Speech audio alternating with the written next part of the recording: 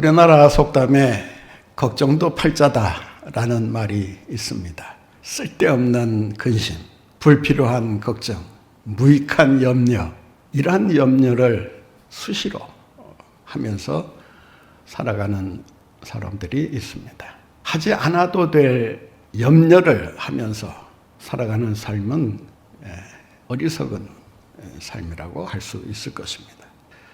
쓸데없는 염려를 하면서 시간을 소비하고 에너지를 낭비하면서 근심에 파묻혀 살아간다면 그처럼 불행한 인생이 어디 있겠습니까? 사람들은 근심으로부터 벗어나기를 원하지만 우리가 살아가는 현실이 우리를 염려로부터 자유케 하지를 못하게 한다는 것입니다.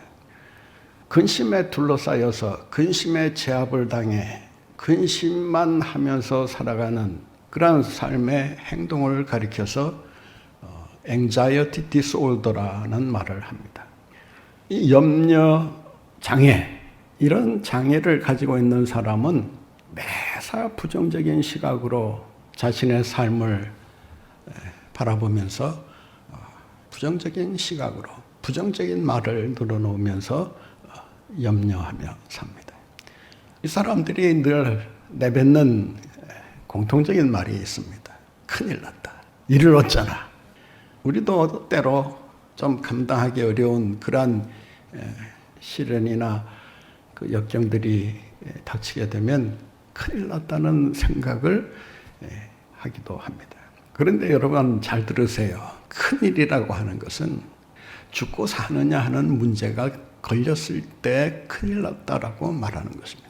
영적으로 말하자면 예수님과 떨어져 있을 수밖에 없는 그런 상황에 처했을 때 큰일 났다라고 말하는 것입니다. 예수님과 함께 있는 한, 예수님께서 우리의 삶을 지켜주시고 인도하시고 보호하시는 한 큰일이란 이 땅에 존재하지 않는다는 사실을 기억하시는 여러분들이 되시기를 바랍니다.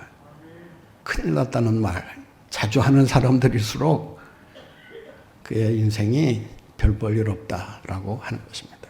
주님과의 관계가 어떻게 되어 있느냐, 그 관계가 정말 밀접한 관계라면, 친밀한 관계라면 걱정할 일이 없는 것입니다. 왜? 주님께서 그 모든 문제를 다 해결해 주시기 때문입니다. 주님과 깊은 교제를 나누지 못하는 사람들일수록 세상 염려에 매여 살아가게 됩니다. 매여 사는 정도가 아니라 달고 살아가요. 염려를 달고 살아가는 것처럼 피곤한 인생이 어디 있겠습니까? 마음에 기쁨도 없고 영적인 감동이나 즐거움도 없고 감사도 없고 은혜에 대한 감격이 다 그저 밑바닥처럼 너덜너덜한 상태에서 힘겹게 고통하며 살아가는 것처럼 괴로운 인생이 어디 있겠느냐라고 하는 것입니다. 왜 우리가 고통 없는 세상에서 염려하지 않고 인생을 신나게 살아갈 수 있는 길이 없을까?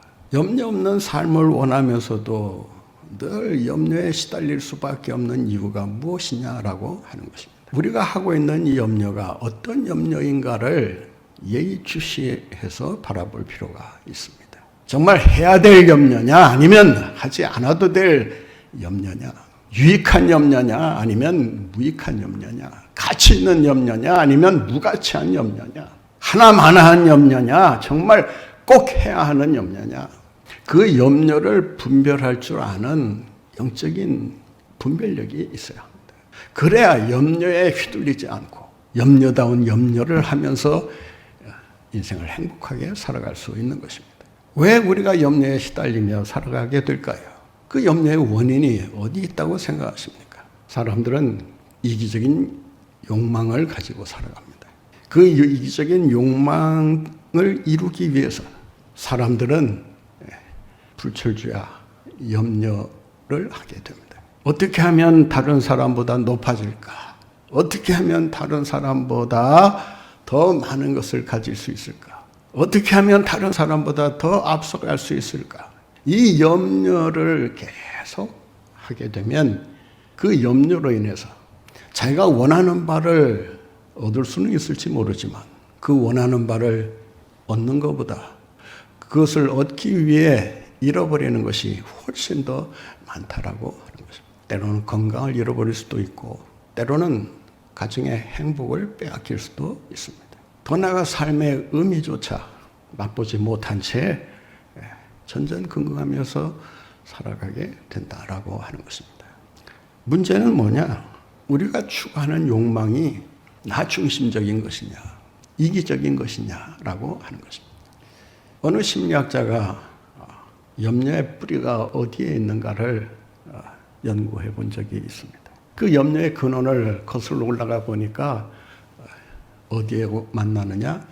이기심하고 만나더라라고 하는 것입니다. 따라서 이기적인 욕망이 크면 클수록 그 사람은 많은 염려에 시달릴 확률이 커진다라고 하는 것입니다. 그도 그럴 것이 욕망을 이루기 위해서 늘 염려를 해야 되는 그런 상황에 맞닥뜨리기 때문에 그 이기적인 욕망이 제거되지 않는 한 그의 염려는 그치지 않는다라고 하는 것입니다. 모든 일을 자기 중심적으로 생각하고 자기 이해관계에 따라서 거기에 집착하고 살아가게 되면 점점 더 염려를 할 수밖에 없는 그런 상황에 내몰리게 된다고 하는 것입니다. 왜 우리가 염려에 시달리고 염려에 얽매여 살아가게 되는가? 우리는 늘 이 부족함에 노출되어 살기 때문이라고 하는 것입니다. 다시 말씀드려서 인간이 가지고 있는 자원이라고 하는 것은 제한되어 있다라고 하는 것입니다. 24시간 우리가 노동하며 살아갈 수 없습니다. 아무리 힘센 장사라도 어느 정도 일하면 어느 정도는 쉬었다가 다시 힘을 보충해서 일을 해야 합니다. 몇 날 며칠 잠을 자지 않고 자기 일에 몰두할 수는 없습니다. 한 번 정도는 뭐 그럴 수 있다 하지만 그런 일을 되풀이할 수는 없습니다.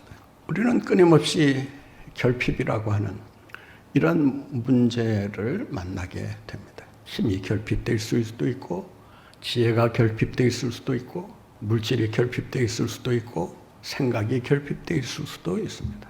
이런 부족함이라고 하는 근본적인 한계가 언제나 우리를 염려하도록 만든다고 하는 것입니다. 이어령 씨가 쓴 빵만으로 살 수 없다라고 하는 책이 있습니다.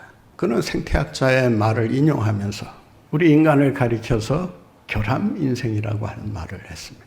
인간은 다른 동물들에 비해서 많은 결함을 가지고 있다.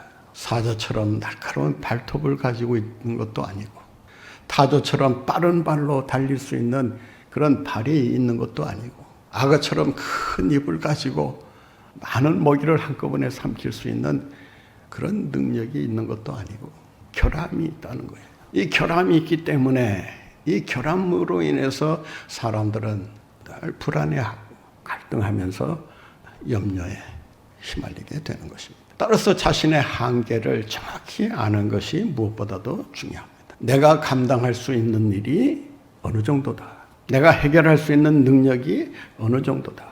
내가 가지고 있는 지식이 어느 정도다. 라고 하는 자기 한계를 분명히 인식할 수 있어야 그래야 그 한계 속에서 염려하지 않고 그 범위 내에서 자신의 일을 해결해 나갈 수가 있다라고 하는 것입니다. 왜 우리가 염려에 시달리며 살아가게 될까요? 그것은 미래에 대한 불확실성 때문입니다. 우리가 염려하는 그러한 내용들을 분석해 보면 과거에 대한 염려보다 현재에 대한 염려보다 미래에 대한 염려가 훨씬 더 크다는 사실을 발견하게 됩니다. 그런데 문제는 뭐냐? 미래는 알 수 없다는 거예요. 미래는 불확실하다는 거예요. 어떤 일이 일어날지 알 수 없는 그런 미래에 대해서 미리 염려하고 걱정하는 일은 그건 자기의 한계를 넘어선 그런 어리석은 행동에 불과하다라고 하는 것입니다. 알 수 없는 미래를 굳이 알려고 애쓸 필요가 뭐가 있느냐라고 하는 것입니다. 하나님께서 미래 일을 우리에게 가르쳐주지 않으시는 이유가 있어요. 어떤 징조나 그 미리 우리가 예견할 수 있는 그런 조짐이라고 하는 것이 있긴 있어요. 그런 걸 통해서 우리가 예측은 하지만 우리가 미래를 통치할 수 없다고 하는 것입니다. 미래가 어떻게 바뀔지 또 내일이면 또 오미크론 바이러스가 또 어떤 모습으로 달라지게 될지, 어떤 변종이 나타날지 아무도 우리가 예측할 수 없는 거 아니겠습니까? 하나님의 속한 일을 사람이 하나님처럼 그 일을 자기가 도맡아서 해결하겠다라고 하는 것은 이건 교만에 불과하다라고 하는 것입니다. 러시아가 소련으로 다시 돌아갈지, 중국이 옛날 중공으로 다시 회귀할지, 김정은 정권이 어떤 식으로 우리 대한민국을 괴롭게 할지 우리는 아무도 알 수 없습니다. 그래서 마태복음 6장 34절에 보면 이런 말씀을 하고 있습니다. 내일 일을 위하여 어떻게 하지 말라고요? 한번 따라해 보실까요? 내일 일을 위하여 염려하지 말라. 내일 일은 내일이 염려할 것이요, 한날의 괴로움은 그날에 족하니라. 내일 일은 누가 염려하라고요? 내일이 염려하도록 내버려 두라는 거예요. 왜? 내일을 위해서 염려하지 말아야 될 이유가 분명하지 않습니까? 모른다는 이 사실 하나만은 너무나 분명한 사실이다 그 말이에요. 내일이 어떻게 될지 그건 내일이 아마 알아서 우리에게 내일의 모습을 보여줄 것입니다. 그때 가서 걱정하더라도 걱정하지 미리 걱정을 사서 하지 말라 말이에요. 앞당겨서 하지 말라 그 말이에요. 하나님께서 하실 일이 어떠한 일인가를 우리가 세심히 관찰하면서 그 뜻을 발견하고 난 다음 염려해도 늦지 않다는 거예요. 우리가 얼마나 쓸데없는 염려에 매여 사느냐, 몇 퍼센트 정도 된다고 생각하십니까? 어니 젤린스키라는 사람이 연구 결과를 토대로 이런 말을 했습니다. 우리가 하는 염려의 무려 95%는 쓸데없는 것들이다. 따라서 10분 고민해보고 10분 염려해보고 그래도 문제 해결에 답이 나오지 않으면 염려하기를 그치라, 중단하라. 우리는 쓸데없는 그 염려하다가 우리의 미래를 망치는 경우들이 많습니다. 그렇다면 우리가 어떻게 해야 무익한 염려를 그치고 이 세상을 승리하며 살아갈 수 있을까? 염려 많은 세상 속에서 쓸데없는 염려를 그치기 위해서는 한 가지 염려에 집중할 필요가 있다는 것입니다. 역설적인 이야기 아닙니까? 염려를 해결하기 위해서 염려를 해야 된다. 무슨 말입니까?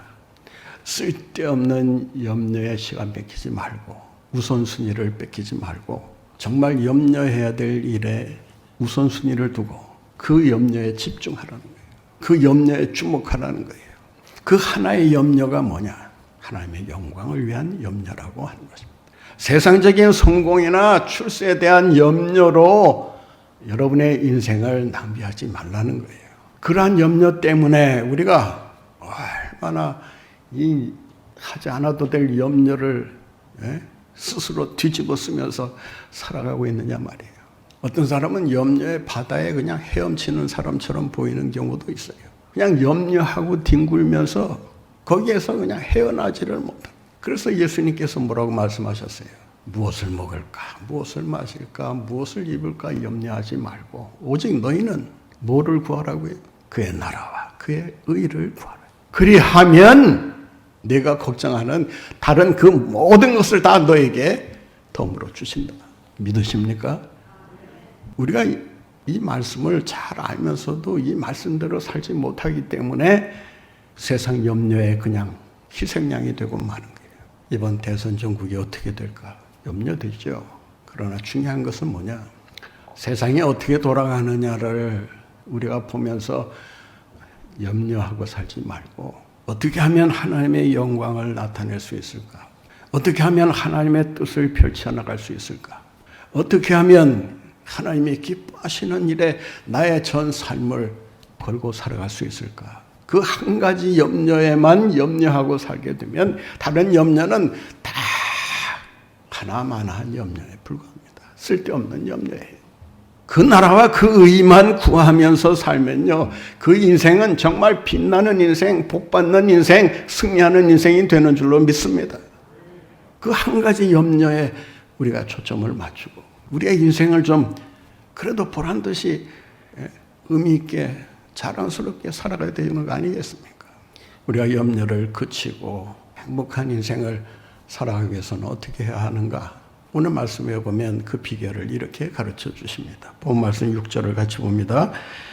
참새 5마리가 두 아사리온에 팔리는 것이 아니냐? 그러나 하나님 앞에는 그 하나도 잊어버린 바 되지 아니하는도다. 하나님 앞에는 잊어버린 바 되지 아니하는도다. 참새 2마리가 한 아사리온에 팔리든 두 아사리온에 참새 5마리가 팔리든 그 하나는 덤이라는 말이에요. 당시에 그 시세를 보면 이 아사리온은 이 최저가 동전입니다. 가장 낮은 화폐예요. 그러니까 우리나라 돈으로 말하면 그저 한 100원짜리 동전이라고 보면 틀림이 없습니다. 그 동전으로 살 수 있는 그 물건이 참새 2마리였다는 거예요. 번역을 참새라고 번역을 했는데 제가 볼 때는 이 참새라고 번역한 것이 뭐 그렇게 나쁜 번역은 아니에요. 그런데 원문 그대로 번역을 하면 작은 새예요. 작은 새라고 번역을 해야 이 말씀의 의미가 더 우리에게 깊이 전달되어 올 수 있습니다. 참새로 국한해버리면 이 참새라는 선입견이 우리에게 있기 때문에 그 참새가 어떤 가치를 갖고 있는가에 대한 그 지식이 없으면은 이 말씀을 제대로 이해하기가 어렵습니다. 다시 말해서 작다라고 하는 말은 보잘것없다, 형편없다, 관심의 대상이 안 된다 그런 뜻입니다. 그러니까 새도 작은 새요. 그 작은 새를 사는 돈도 작은 돈이다 그 말이에요. 따라서 작다라고 하는 이 단어가 강조되어 있다고 보면 이 말씀을 이해하는 데 많은 도움이 되리라 생각합니다. 작은 돈, 작은 새에 대해서는 사람들은 별반 관심을 갖지를 않습니다. 작은 돈으로 참새 2마리를 살 수 있다는 것은 누구에게 가장 어울리는 말씀이라고 생각되십니까? 가난한 사람들이 단백질을 보충하기 위한 그러한 음식으로 이 작은 새만큼 좋은 것이 없었다라고 하는 것입니다. 돈 있는 사람들은 뭐 소를 잡거나 뭐 양을 잡거나 뭐 염소를 잡거나 얼마든지 큰 짐승을 사고 또 그 음식을 만들어서 먹을 수 있지만은 없는 사람들은 그렇지 않다는 거예요. 그러니까 이 말씀은 뭐냐? 오늘 말씀에서 우리가 깊이 깨달아야 될 것은 바로 이것입니다. 하나님의 섭리를 믿으라라고 하는 것입니다. 그 작은 것도 하나님께서 어떻게 하시느냐? 그 하나도 아주 귀한 말씀이에요. 그 하나도 잊어버리시는 바 되지 아니한다. 잊어버린 바 된다라고 하는 말은 기억에서 사라진다라는 뜻도 있지만은 소홀히 여긴다 그런 말이에요. 그러니까 하나님께서 그 어느 하나라도 작은 것 그 하나라도 하나님께서는 어떻게 보시느냐? 섭리의 대상으로 보신다 그 말이에요. 여러분 한번 생각해 보세요. 이 말씀을 우리는 때로 오해하기가 쉬워요. 하나님께서 작은 새도 이렇게 잊어버리지 않게 세심하게 돌보신다. 따라서 작은 새는 언제나 건강하고 고난을 모르고 힘든 일을 모르고 죽지도 않고 늘 행복한 삶을 살아가게 해주신다. 그런 뜻이 아닙니다. 지금 팔리는 이 참새는 어떤 상태에 있는 거예요? 살아있는 상태일 수도 있지만은 죽은 상태라고 보는 것이 더 정확하지 않겠습니까? 죽은 참새를 보면서 주님께서 뭐라고 말씀하세요? 잊어버린 바 되지 않는다. 우리가 생각하고 하는 거하고는 조금 다르지 않습니까? 하나님께서 돌보시면 실패가 없어야 되고 질병에 걸리는 일 없어야 되고 하는 일마다 잘 돼야 되고 성공해야 되고 죽음도 불사할 수 있는 그런 능력 있는 삶을 살아야 되는 거 아니냐? 이 말씀을 그런 식으로 해석하게 되면 자기 모순에 빠집니다. 그러면 예수 믿는 사람들은 참새보다 더 귀하다고 했으니까 참새도 그렇게 돌보시는데 우리도 그렇게 돌봐주셔야 되는 거 아니냐. 여기서는 하나님께서 무조건 그 생명을 살리고 잘되게 해주신다는 말이 아닙니다. 죽고 사는 것은 하나님의 뜻에 달렸다는 것입니다. 하나님의 섭리가 있기 때문에 참새가 포수에게 잡히든 그물에 잡히든 잡히는 것이지 우연히 일어나는 일이 아니다라고 하는 것입니다. 이 세상을 보는 두 가지 눈이 있어요. 안 믿는 사람들은 모든 것을 우연으로 얘기합니다. 진화론도 그 진화론의 핵심이 뭔지 아세요? 우연이에요. 컨틴전시예요. 우연이에요. 우연히 생명이 탄생하고 사람이 존재하게 되었다. 다 우연으로 봅니다. 그런데 믿는 사람의 시각은 뭐냐? 하나님의 섭리의 눈으로 보는 거예요. 섭리가 있다는 거예요. 우리가 염려로부터 자유하기 위해서는 어떻게 해야 되는가? 오늘 본문 말씀에 보면 7절에 이렇게 말씀합니다. 같이 읽겠습니다. 너에게는 심지어 머리털까지도 다 세신 바 되었나니 두려워하지 말라. 너희는 많은 참새보다 더 귀하니라. 머리털까지 세신 바 되었다. 머리숱이 좀 부족한 사람들에게는 좀 미안한 말씀입니다만은 그분들은 또 머리숱이 없는 걸 자랑스럽게 생각하시더라고요. 그 대사모라고 있어요. 이 대머리를 사랑하는 모임이라고 해서 아니 그 우리 목사님들 가운데 있다니까. 그 목사님들이 모이면 하는 말이 우리는 하나님으로부터 사랑을 많이 받을 거다. 아유 막 자신 있게 얘기를 해요. 왜 그러냐 그랬더니 하나님께서 머리털을 세실 수고를 덜어주기 때문에. 어떻게 생각하느냐에 따라서 우리가 감사할 수도 있고 불평할 수도 있는 거예요. 머리털까지 세신 바 되었다. 이 세신 바 되었다. 아까 잊어버린 바 되지 않는다라고 하는 말과 이 그 세신 바 되었다라고 하는 이 말은 완료 수동태입니다. 하나님에 의해서 이미 계수가 끝났다.